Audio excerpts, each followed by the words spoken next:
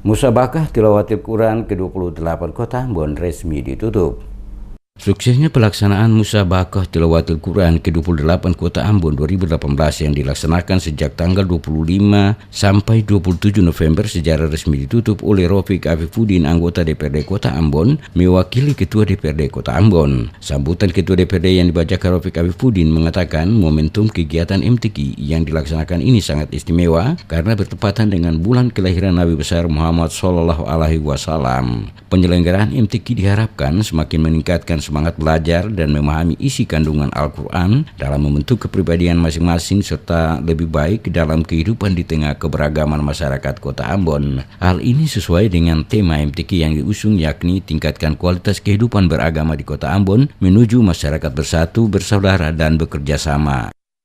Momentum ini juga sangat istimewa karena saat ini kita berada pada bulan Rabiul Awal, bulan yang kita kenal sebagai bulan kelahiran Nabi besar Muhammad Sallallahu Alaihi Wasallam.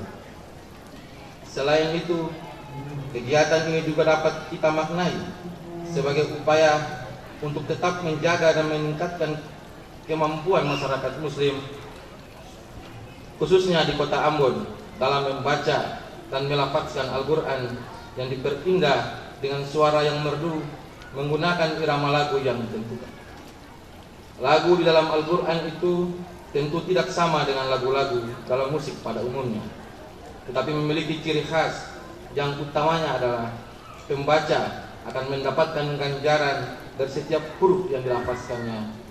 Sementara itu, Ketua Panitia MTQ Kota Ambon dalam sambutannya menyampaikan selamat bagi seluruh peserta yang ikut dalam MTQ mulai dari pembukaan hingga penutupan yang berjalan dengan sukses. Ucapan selamat juga disampaikan kepada seluruh peserta termasuk juga para juara yang telah berhasil meraih prestasi dalam ajang MTQ tahun ini. Bagi seluruh peserta dari kecamatan yang ikut, panitia akan memberikan uang pembinaan masing-masing 5 juta rupiah.